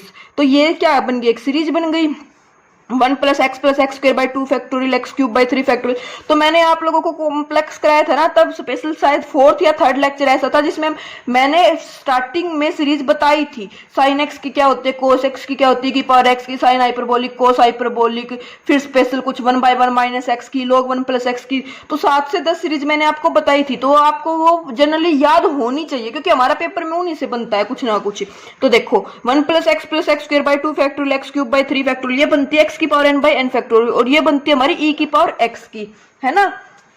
तो देखो n क्या दे दिया, x की power n by n factorial, an plus 1 क्या हो जाएगा, x की power n plus 1 by n plus 1 factorial. अब रेडियस ऑफ कन्वर्जेंस बताना है तो ये क्या होता है 1 बाई r होता है, ये क्या होता है an प्लस 1 बाई an, तो x की power n plus 1 by n plus 1 factorial into ऊपर चला जाएगा n फैक्टोरियल बाई x की पावर n, x की पावर n से x की पावर n कैंसिल हो जाएगा, इसको बाहर लेके आएंगे तो n factorial n plus 1 into n factorial बन जाएगा, इससे ये कैंसिल हो जाएगा, एक x ऊपर बचेगा तो x by n plus 1, limit n tending to infinity निकालना है, तो 1x तो कुछ भी नंबर है ना, तो x बाई इन्फिनिटी 0 हो जाएगा, 1 बाई r 0 आया तो r कैसे आ गया हमारा इनफाइनाइट आ गया, तो इन्फिनिटी इसका क्या हो जाएगा हमारा आंसर हो जाएगा। फ्रेंड्स एक मेथड तो था ऐसे रेडियस ऑफ कन्वर्जेंस निकालने का, उसके बाद फ्रेंड्स एक मेथड क्या है हमारे पास, जो भी हमारे एंटायर फंक्शन होते हैं ना फ्रेंड्स, अब मैंने आप लोगों को 7 एंटायर फंक्शन बताए थे, sine z, cos z, sine hyperbolic z, cos hyperbolic z, e की पावर जेड, कांस्टेंट और पोलिनोमियल, है ना, ये 7 एंटायर फंक्शन बताए थे।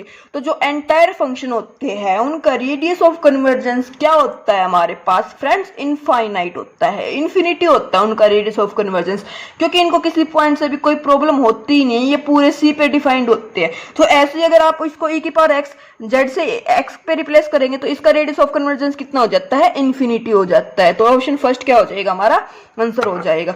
इन फ्यूचर के लिए बता रही हूँ, क्या पता वो साइन जेड की एक्सपेंशन दे दे आपको, है ना, वो इस टाइप से एक्सपेंशन दे दे, Z minus Z cube by 3 factorial, Z 5 by 5 factorial up to so on, और आपसे पूछ ले कि इसका रेडियस ऑफ कन्वर्जेंस क्या होगा, तो आपको ये पता होनी चाहिए कि ये तो साइन की बनने लग रही है और साइन का तो जो रेडियस ऑफ कन्वर्जेंस है वो इन्फिनिटी होता है, तो आप डायरेक्ट इन्फिनिटी निकाल दिया, सोल्व मत करना, है ना। तो ये अब इसलिए मैंने आपको बताया कि एक्सपेंशन जो कॉम्प्लेक्स वाला लेक्चर है जाके देख लो।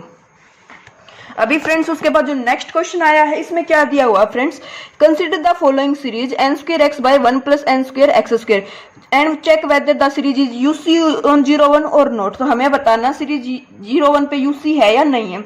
तो यूसी कैसे चेक करते हैं फ्रेंड्स, हमारा एक टेस्ट होता है MN टेस्ट, इसमें कितने स्टेप होते हैं फ्रेंड्स, 3 स्टेप होते हैं।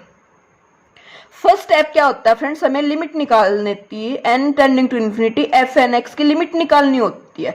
सेकंड स्टेप में क्या हो जाते हैं फ्रेंड्स, हम सुप्रीपम लेते हैं किसका, x बिलोंग्स टू जी, जो भी सेट दिया है F N X minus F X, जो इसकी लिमिट आती है ना उसको एफ एक्स बोलते हैं, तो इनका डिफरेंस लेंगे, उनका सुप्रीमम निकाल लेंगे। और थर्ड स्टेप में क्या होता है, limit N tending to infinity, जो ये सुप्रीमम वैल्यू आई ना इस पे एन टेंडिंग टू इन्फिनिटी निकालना होता है हमें। ये 3 स्टेप होते हैं, इसको बोलते हैं MN टेस्ट। अगर ये limit N tending to infinity पे जो भी इसकी लिमिट आएगी वो 0 को कन्वर्ट कर जाती है तो ये क्या हो जाता है, यूसी हो जाता है हमारा, और अगर 0 से डिफरेंट वैल्यू आ जाती है तो ये यूसी नहीं होता है।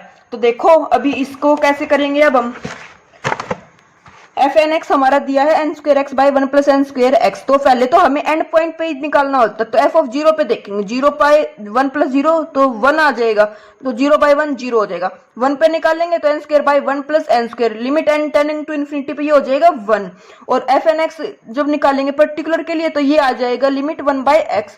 तो देखो x 0 पे 0 देने लग रहा है, x 1 पे 1 देने लग रहा है, 0 1 के बीच के पॉइंट पे 1 बाई x देने लग रहा है, तो ये नॉट यूसी हो जाएगा। क्यों, contradiction of continuity theorem. Continuity theorem क्या होता है फ्रेंड्स, कि ये एक जैसे अब इस पे तो ये कंटिन्यूटी नहीं हुई ना, क्यों, क्योंकि 0 पे तो वैल्यू 0 देने लग रहा है और 1 पे वैल्यू 1 देने लग रहा है, तो ये डिफरेंट लिमिट देने लग रहा है, तो इसको बोलते हैं हम contradiction of continuity theorem. Continuity theorem क्या होती है, जब हम रियल करेंगे तो और अच्छे से उसको देखेंगे। तो देखो अभी के लिए आप इतना देख लो, सीसीटी क्या होता है, हम कंट्राडिक्शन ऑफ कंटिन्यूटी थ्योरम लेके चलते हैं।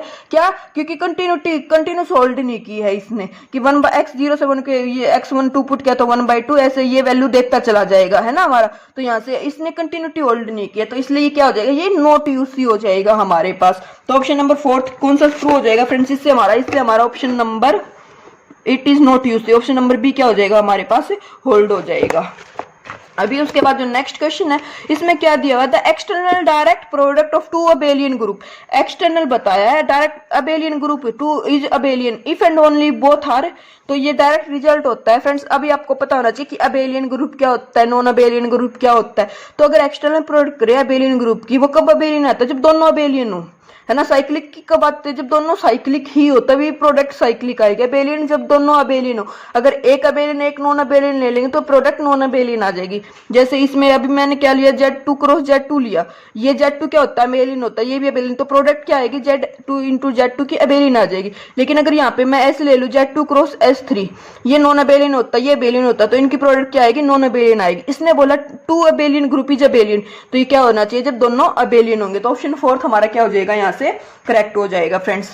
उसके बाद जो नेक्स्ट क्वेश्चन दिया फ्रेंड्स, इसमें क्या दिया हुआ है, विच of the following represent triangular equality. तो ट्रायंगुलर इक्वालिटी तो आप लोग को 3 प्रॉपर्टीज होती है, कहीं पे भी जाके देख लेते हैं जब हम, तो वहां पे ट्रायंगुलर इक्वालिटी तो होल आपको पता होना चाहिए। वो क्या होती है फ्रेंड्स, वो होती है dxy dxz less than equal to D X Z. इसने इसको हम जो लिखते हैं, हम ऐसे लिखते हैं D of x Z less than होता है हमारे पास किससे, डी एक्स वाई से, और plus D Y of Z से, ये इससे क्या होता है, लेस होता है। तो इसने इसको उल्टा लिख दिया, तो ये क्या हो जाएगा हमारे पास, तो ये हमारे पास क्या हो जाएगा, ट्रू हो जाएगा। ट्रायंगुलर इक्वालिटी डायरेक्ट पूछ रखी है, तो ऑप्शन सी ट्रू हो जाएगा इसका। उसके बाद जो नेक्स्ट क्वेश्चन दिया हुआ है फ्रेंड्स, उसमें क्या दिया हुआ है, इसमें दिया हुआ है find the point of the series. तो देखो पॉइंट वाइज लिमिट निकाल लो। अगर देखो जो भी अभी बताया था ना यहाँ पे कंटिन्यूटी, अगर ये इसकी पूछने लग जाए पॉइंट वाइज लिमिट, तो पॉइंट वाइज लिमिट तो एग्जिस्ट करने ही लग रही है। पॉइंट वाइज लिमिट वही होती है कि हर पॉइंट पे लिमिट एग्जिस्ट करे, तो लिमिट तो इसके एग्जिस्ट करने ही लग रही है। लेकिन ये क्या है, सीसीटी से हमने नॉट यूसी बताया है। तो देखो अभी इसकी x0 पुट करेंगे, कोई भी सेट ले लो, तो अभी इसकी लिमिट कैसे निकालोगे। अगर इसने कोई क्लोज इंटरवल दे दिया, 0 1 दे दिया, कुछ भी दे दिया, तो एंड पॉइंट पुट कर दोगे। लेकिन यहाँ पे नहीं दिया, तो हम पूरा r लेके चलेंगे माइनस इन्फिनिटी से इन्फिनिटी तक। तो इसमें कैसे निकालेंगे, F N X X plus 1/x limit N tending to infinity, X कुछ भी होता रहे, फिर finite 1 2 3 4 5 6 and tending to infinity पे किसको कन्वर्ट करेगा, हमेशा 0 को कन्वर्ट करेगा। ठीक है ना। तो ऑप्शन 20 का क्या हो जाएगा हमारे पास, ट्रू हो जाएगा। Which of the following interval are infinite. Infinite interval कब होता है, जब लेंथ इनफाइनाइट हो, उसकी लेंथ फाइनाइट ना हो। तो ए बी की लेंथ कितनी हो जाएगी, बी माइनस ए, ये तो फाइनाइट आ जाएगी। ए बी की बी माइनस ए, इसकी भी बी माइनस ए, तो इनफाइनाइट एक अकेला ये है, ए टू इन्फिनिटी, इसकी लेंथ क्या होगी, इनफाइनाइट होगी friends. For a metric D on a non empty set A the metric space is represent S. तो मीट्रिक स्पेस को हम रिप्रेजेंट किससे करते हैं, एक्स इंटू डी से रिप्रेजेंट करती है। तो टोपोलॉजी के एक बेसिक सा नोटेशन है जस्ट, तो नोटेशन तो हमें पता होनी चाहिए। तो ऑप्शन 3 क्या हो जाएगा, ट्रू हो जाएगा। फ्रेंड्स हमारी जो टोपोलॉजी है ना, वो 8 से 10 नंबर के आने लग रहे हैं। टोपोलॉजी का मैंने जस्ट ये एक क्वेश्चन इंक्लूड किया इस टेस्ट में, बाकी के नहीं किया, क्योंकि वहां पे हमें टोपोलॉजी आनी चाहिए और उसकी प्रॉपर्टीज आनी चाहिए। और इतना अब आपको भी पता, आपको टोपोलॉजी कोई छोटा मोटा तो है नहीं कि हर किसी से हो जाएगा। तो इसलिए मैंने टोपोलॉजी के जो क्वेश्चन थे ना, वो इस एग्जाम के इंक्लूड नहीं किए हैं। ठीक है ना, क्योंकि मैं आपको बताती वो आपके काम के थे भी नहीं, वो उन पे डेफिनेशन डायरेक्ट नहीं थी, वो सॉल्विंग प्रॉपर्टी थी, थ्योरम से बहुत लेंथी हो जाते वो। तो इसलिए जो टोपोलॉजी के 8-10 क्वेश्चन थे ना, वो मैंने इंक्लूड नहीं किए इस टेस्ट में। उसके बाद ये ग्रुप थ्योरी से क्वेश्चन है, इसमें क्या दिया है friends, an automorphism is define it is. तो ऑटोमॉर्फिज्म क्या होती है फ्रेंड्स, जो आइसोमॉर्फिज्म हो, जो 1 1 हो, जो ऑन 2 हो, उसको क्या बोल देते हैं, ऑटोमॉर्फिज्म बोल देते हैं। तो ये डायरेक्ट डेफिनेशन है। तो ऑप्शन फर्स्ट इसका क्या हो जाएगा फ्रेंड्स, हमारे पास ट्रू हो जाएगा। उसके बाद ये एक हमें क्वेश्चन दे दिया, इसमें क्या दे दिया, x 0 है, y -1 से 1 के बीच में लाई करने लग रहा है, इसकी यूनियन करनी है x sin 1/x। sin 1/x का ग्राफ बनाएंगे, x पॉजिटिव है, तो ये क्या होगा। तो देखो यहाँ से जब इसको लेंगे तो इसका हर एक पॉइंट हम कनेक्ट तो कर ही सकते हैं ना, यहाँ से कोई भी इंटरवल हुआ तो इसका पॉइंट क्या हो जाएगा, कनेक्ट हो जाएगा। ठीक, कनेक्टेड हो जाएगा ये सेट हमारे पास। इनफाइनाइट होगा, क्लोज्ड होगा, ये हमें नहीं पता, इनकी प्रॉपर्टीज कुछ और होती है। लेकिन यहाँ पे अभी हम जब इसका ग्राफ बना के देखेंगे तो ये क्या हो जाएगा, ये ऐसी कर चलती चली जाएगी, ये क्या हो जाएगा, कनेक्टेड हो जाएगा। उसके बाद जो नेक्स्ट क्वेश्चन दिया है वो क्या दिया हुआ है, if the contour is closed and does not intersect itself then it is called. तो ओपन कंटूर ओपन थोड़ी ना हो, यहाँ पे टर्नरी तो एक्सपेंशन होती है, बाइनरी भी एक्सपेंशन होती है, लेकिन यहाँ पे तो कंटूर की बात चलने लग रही है। तो ये कॉम्प्लेक्स का क्वेश्चन है, तो वो कंटूर कैसा होता है, जॉर्डन कर्व हो जाती है, जो उसकी जो कर्व होती है। ठीक है ना। उसके बाद check about continuity and analyticity of cos Z. तो कोस जेड मैंने आपको बताया था कि कोस जेड 7 एंटायर फंक्शन होते हैं, उनमें से कोस जेड भी एक होता है। तो कोस जेड क्या होता है, एनालिटिक भी होता है, कंटिन्यूस भी होता है, डिफरेंशिएबल एवरीवेयर होता है, एंड ये क्या हो जाता है, एनालिटिक भी होता है ना। तो देखो फर्स्ट ऑप्शन क्या बोला, नाइदर कंटिन्यूस नॉर एनालिटिक, नहीं, कंटिन्यूस होता है, एनालिटिक भी होता है, कंटिन्यूस बट नॉट एनालिटिक नहीं, एनालिटिक बट नॉट कंटिन्यूस नहीं, कंटिन्यूस एनालिटिक यस। कोस जेड डायरेक्ट कंटिन्यूस एनालिटिक हम चेक कर सकते हैं, या फिर इसको कैसे चेक करते हैं, अगर आपको बाय चांस भूल जाते हो, भूलना तो नहीं चाहिए, तो हम इसको कैसे करेंगे, कोस जेड को रिप्लेस करेंगे cos of X plus iota Y से, फिर वहां से यू और वी निकाल लेंगे हम, यहाँ से कोस इसका क्या हो जाएगा, cos X cos hyperbolic Y plus sine X sine hyperbolic minus sine X sine hyperbolic Y, U निकालेंगे, ये वी हो जाएगा, और फिर यू एक्स वी एक्स जो हमारी सीआर इक्वेशन थी वो निकाल के तब इसको चेक करेंगे, एनालिटिक है ना। तो अगर आपको डायरेक्ट याद है तो आप फोर्थ ऑप्शन इसका लगा सकते हो।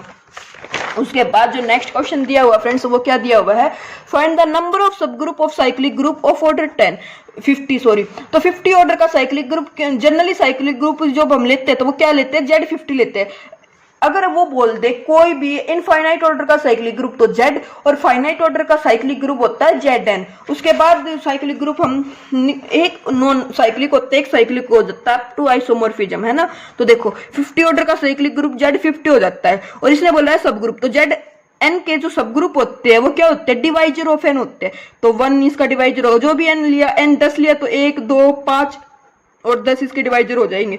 तो 50 था तो 50 के डिवाइजर लिख दो यहाँ पे, 50 के क्या डिवाइजर हो जाएंगे हमारे यहाँ पे 1 2 5 10 25 50, तो ये क्या हो जाएगा, डिवाइजर हो जाएंगे। और इतने ही सब इतने ऑर्डर के हमारे क्या मिलेंगे, एक सब ग्रुप मिलेंगे। तो कितने सब ग्रुप मिल गए, 1 2 3 4 5 6, तो 6 सब ग्रुप मिल गए हमें इतने 50 ऑर्डर के। तो फर्स्ट आंसर इसका क्या हो जाएगा फ्रेंड्स, हमारा ट्रू हो जाएगा। उसके बाद दिया हुआ second, evaluate z d z over c a से बी पे दे दिया, जो कंटूर की डेफिनेशन थी। तो देखो अब इसको डायरेक्ट इंटीग्रेशन कर देंगे, तो लिमिट निकाल दी ना ए बी, तो जेड स्क्वायर बाई 2, तो B square minus A square by 2 हमारी क्या आ जाएगी, वैल्यू आ जाएगी इस इंटीग्रेशन की। तो ऑप्शन फर्स्ट ही हमारा इससे क्या होने लग रहा है, ट्रू होने लग रहा है। ठीक है friends, if a set G with binary operation satisfy closure property as well as associative, then it is, जो दो प्रॉपर्टी होल्ड करता है वो क्या होता है फ्रेंड्स, हमारा सेमी ग्रुप होता है। मोनोइड ग्रुप क्या होता है, जो चार प्रॉपर्टी ग्रुप क्या होता है, जो चार प्रॉपर्टी जिसमें होल्ड होते हैं, उसमें क्या होती है, क्लोजर होती है, उसके बाद associative, existence of identity, existence of inverse. अब इसने दो ही प्रॉपर्टी बोली है कि जो एसोसिएटिव हो और जो क्लोजर होल्ड करे, तो वो सेमी ग्रुप हो जाता है फ्रेंड्स हमारा। ठीक है, then state which theorem state that if an entire function is bounded for values z then it is constant, entire plus bounded, तो ये कौन सी थ्योरम हो जाती है फ्रेंड्स, लियोली थ्योरम हो जाती है। मोरेरा थ्योरम क्या होती है, converse of Kosi theorem. Kosi theorem अभी बताया कि इंटीग्रेशन एफ डी जेड क्या हो जाता है, हमारा 0 हो जाता है, एफ वहां पे सी कंटूर कनेक्टेड हो, एफ क्या हो हमारा एनालिटिक फंक्शन हो, तो इसका कन्वर्स क्या होता है, मोरेरा थ्योरम। तो ये दोनों तो नहीं होंगे, हम फंडामेंटल थ्योरम रियल में पढ़ते हैं कि एन के लिए एन वेज है ना, तो ये हमारी क्या होती है, लियोली थ्योरम होती है। Entire plus bounded function must be constant है ना।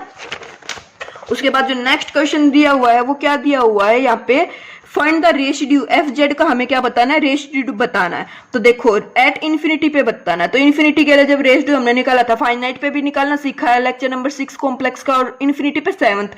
तो इन्फिनिटी पे निकालना होता है तो हम क्या करते हैं, कोफिशिएंट ऑफ 1/z देख देते हैं, उसका नेगेटिव ले देते हैं। तो इसमें हमें एक तो मैंने आपको ऐसे बताया था कि z को 1/z से रिप्लेस कर देंगे, 0 पे निकालेंगे, लेकिन अभी मैंने एक्सपेंशन देखी, इसमें ऑलरेडी 1/z की टर्म प्रेजेंट है ना, तो मैंने z को 1/z से रिप्लेस करना जरूरी नहीं समझा, मैंने डायरेक्ट इसमें 1/z का कोफिशिएंट देखा 1, उसके आगे नेगेटिव लगा दिया, तो -1, तो -2 इसका क्या हो जाएगा फ्रेंड्स, हमारे पास आंसर हो जाएगा। ठीक है ना।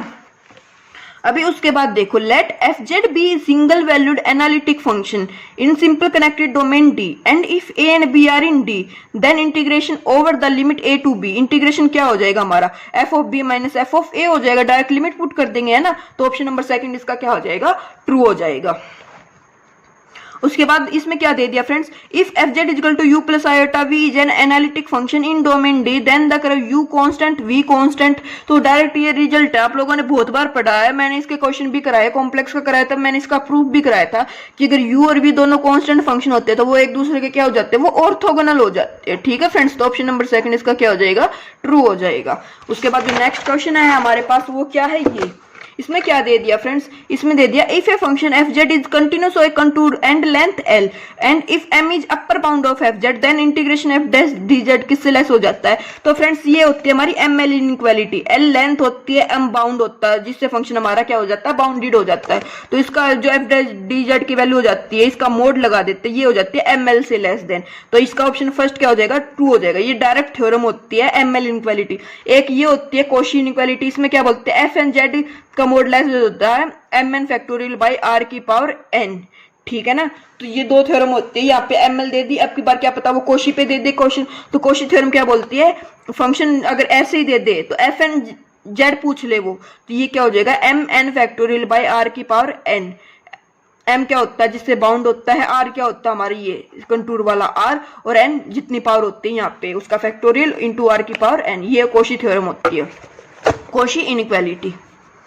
उसके बाद है friends X belong to this set, X ये नोटेशन है जस्ट, और क्लोज इंटरवल से दे दिया are defined in a metric space is known as. तो ये आर जब हमने ओपन क्लोज की डेफिनेशन पढ़ी थी तो डायरेक्ट अगर ऐसे दे दे तो ओपन, ऐसे दे दिया तो क्लोज हमारा हो जाएगा, इसका फोर्थ ऑप्शन ट्रू, ठीक है फ्रेंड्स।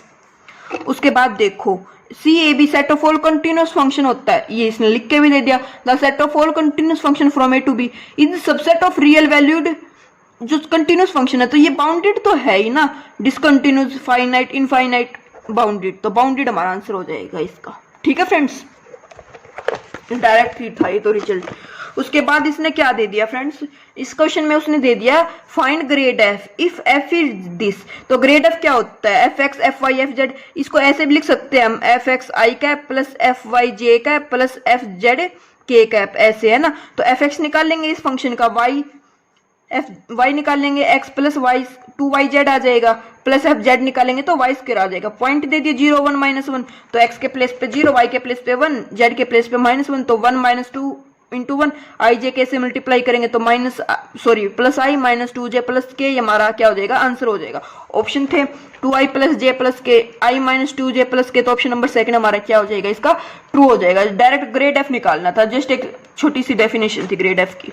उसके बाद क्या दिया हुआ है फ्रेंड्स, उसके बाद इसमें दिखा ए और बी दो वेक्टर दे दिए है, given as find to the value of cosine of angle. तो हमें कोस थीटा बताना है क्या होगा। तो देखो कोस थीटा का क्या फॉर्मूला होता है हमारे पास, A into B divided by A B. तो ए इंटू बी करेंगे तो आई इंटू आई 1 हो जाता है, जे इंटू माइनस जे -1, 2k इंटू माइनस के -2, तो इसका करेंगे तो -2 आ जाएगा। ए का ग्रेडियंट निकाल लेंगे, मोड निकालना होता तो 1 square plus 1 square plus 2 square, 4 + 1 + 5 6, √6 into इसका निकाल लेंगे तो √3 आ जाएगा, तो ये √18 आ जाएगा। तो फ्रेंड्स जब इसकी कैलकुलेटर से वैल्यू निकालने लग रहे हो हम, तो हमारी इसकी वैल्यू आने लग रही है ये 2.0616, लेकिन उन्होंने आंसर दे रखा है दिस फोर्थ। लेकिन एक मैं आपको बात वैसे भी बता दूं कि कोस की वैल्यू नेगेटिव में तो वैसे भी नहीं आती, तो ये आंसर तो वैसे भी नहीं हो सकता। तो अब इस ऑप्शन का, इसके जो क्वेश्चन के जो ऑप्शन है वे गलत होने लग रहे हैं, ठीक है ना। आप इसकी निकाल के देख लेना, अगर आपका आंसर ये आ जाता है तो अच्छी बात है। मैंने बहुत बार ट्राई किया बट इसका आंसर ये आने ही नहीं लग रहा था, ठीक है फ्रेंड्स। अभी उसके बाद जो नेक्स्ट क्वेश्चन दिया हुआ वो क्या दिया हुआ हमें, इसमें दिया हुआ है the surface area of sphere. तो सरफेस एरिया ऑफ स्फीयर दे दिया दिस, तो ये सरफेस एरिया डायरेक्ट फॉर्मूला होता है स्फीयर का, वो कितना हो जाता है फ्रेंड्स 4πr²। आर यहाँ पे ये होता है आर का स्क्वायर यानी कि 4 का स्क्वायर, तो 4πr², तो 4 इंटू पाई इंटू आर कितना हमारे पास है, आर का स्क्वायर यानी कि 4 का स्क्वायर 16, तो 16 इंटू 4 64 पाई, तो ऑप्शन नंबर सेकंड हमारा क्या हो जाएगा, ट्रू हो जाएगा। डायरेक्ट फॉर्मूला में वैल्यू पुट करनी थी हमें। Which of the following note है यूक्लिडियन डोमेन। तो हमें Euclidean domain friends ring theory का क्वेश्चन है, जेड यूक्लिडियन डोमेन होती है, इसने बोला है नोट, तो ये तो गलत हो जाएगा। जेड आयोटा भी यूक्लिडियन डोमेन होती है। उसके बाद every field with norm of Na1, अगर Na1 होता है ये डायरेक्ट रिजल्ट है, नॉर्म की यूक्लिडियन डोमेन की डेफिनेशन ही है ये कि अगर वो उसकी नॉर्म 1 हो जाते हैं वो यूक्लिडियन डोमेन बन जाती है। तो ये तो तीनों डिस्कार्ड हो गए, तो ऑप्शन नंबर 4 हमारा क्या हो जाएगा, इसका ट्रू हो जाएगा। ये अगर आपको सोल्व होता है तो अच्छी बात नहीं होता, तो कोई बात नहीं क्योंकि हमने 3 को डिस्कार्ड कर दिया, तो ऑप्शन नंबर 4 इसका क्या हो जाता है, ट्रू हो जाता है। उसके बाद फ्रेंड्स जो नेक्स्ट क्वेश्चन है इसमें बोल रखा है, इसने पिक आउट रॉन्ग स्टेटमेंट, तो हमें रॉन्ग बताना क्या होगा। If A is non singular, if and only if A B is equal to identity और B is equal to identity, तो ये तो ट्रू होता है। क्यों, क्योंकि ए बी आइडेंटिटी है तो डिटर्मिनेंट बोथ साइड अप्लाई करेंगे। मैंने मैट्रिक्स की प्रॉपर्टी बताई तब बताया था, तो डिटर्मिनेंट है, determinant of B is equal to 1, तो ए 0 नहीं हो सकता ना कभी भी, क्योंकि ए अगर 0 हो गया तो इसका प्रोडक्ट कभी भी 1 नहीं आएगी। तो यहाँ से हमें ये पता चलने लग रहा है कि बोथ आर नॉन सिंगुलर, है ना। तो ए इज नॉन सिंगुलर, तो ये ट्रू होगा, हमें पता ना रॉन्ग, तो ये इसको कैंसिल कर देंगे। Elementary row operation, column operation does not effect on the matrix. Yes, मैंने आपको बताया है कि जो elementary row and column operation है वो अप्लाई करने से हमारी मैट्रिक्स की रैंक चेंज नहीं हो जाती है, तो ये भी ट्रू है। Equivalent matrix hold equivalent relation, yes. Rank of invertible idempotent matrix, तो आइडम्पोटेंट मैट्रिक्स क्या होती है, स्क्वायर इक्वल टू ए। अब मैंने आपको बताया कि एक अकेली आइडेंटिटी मैट्रिक्स ऐसी होती है जो क्या होती है, इनवर्टिबल होती है। अब इनवर्टिबल आइडेंटिटी मैट्रिक्स होगी n क्रॉस n की, तो उसकी रैंक ज्यादा से ज्यादा n हो सकती है। यहाँ पे इसने बोला है n+1, तो ये गलत हो गया, ये फॉल्स हो गया, और फॉल्स से हमें क्या बताया ना, रॉन्ग, तो ये हमारा आंसर हो जाएगा। ठीक है फ्रेंड्स, ये इन्वर्टिबल ना भी बोलता तब भी इसकी रैंक n+1 तो नहीं हो सकती, n से या n से लेस हो सकती है आइडम्पोटेंट की, है ना। The curve given by x² + y = 0 is symmetrical around, तो हमें पहले तो ये पता होना चाहिए x² y क्या है, ये पैराबोला है डाउनवर्ड, है ना।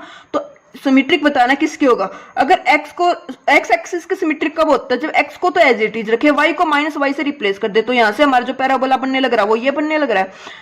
x को x रखे, y को -y से कर देंगे तो x² = y बन जाएगा, और इसका पैराबोला तो ऐसे बन जाएगा, तो सिमेट्रिक नहीं है ना, ग्राफ चेंज हो गया, तो x एक्सिस के तो ये है नहीं। ओरिजिन कैसे चेक करते हैं, ओरिजिन करते हैं x को -x के, y को -i से रिप्लेस कर देंगे, तो x को -x से रिप्लेस करेंगे तो x का स्क्वायर करेंगे, माइनस का स्क्वायर करेंगे तो वो तो सेम x स्क्वायर ही रहेगा, यहाँ से y बन जाएगा, तो ये चेंज हो गया ना, तो ये भी नहीं होगा अबाउट ओरिजिन।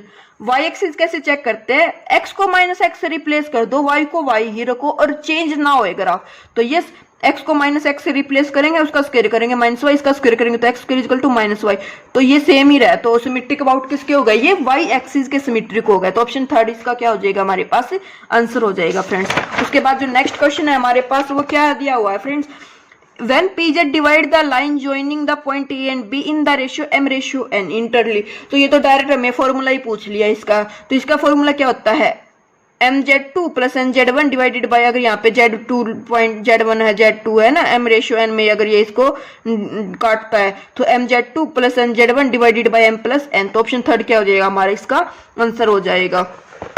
उसके बाद जो नेक्स्ट क्वेश्चन है फ्रेंड्स वो क्या दिया हुआ है, solve the triple integral Lx dx dy dz xyz varies from 0 to 1, तो सबकी लिमिट 0 से 1 है, तो इसको क्या करेंगे, पहले x² को सोल्व करेंगे तो x² / 2 dy dz, यहाँ पे लिमिट पुट करेंगे तो 1/2 0 से 1 dy dz, dy का करेंगे तो y 0 से 1 पुट किया तो 1, फिर z का करेंगे तो 1/2, हमारा क्या हो जाएगा, इसका आंसर हो जाएगा, तो ऑप्शन नंबर 2 इसका क्या हो जाएगा, ट्रू हो जाएगा। फ्रेंड्स ये थे हमारे क्वेश्चन जो मेनली जो थे, अभी देखो हमारी 20 के आसपास की, तो इसमें क्या आती है, पेडागोजी, जो सब्जेक्टिव जो पेडागोजी है वो आती है, और 10 से 12 क्वेश्चन ऐसे थे जो विद इन स्कोप थे नहीं हमारे, सोल्व कराने को मैं उनको करा देती बट वो हमारे थे ही नहीं, उनमें बिल्कुल ऐसी टोपोलॉजी के ऐसे थ्योरम्स यूज होने लग रही थी कि जो कोई बेनिफिट था ही नहीं, तो वो क्वेश्चन मैंने क्या किया, स्किप किए है।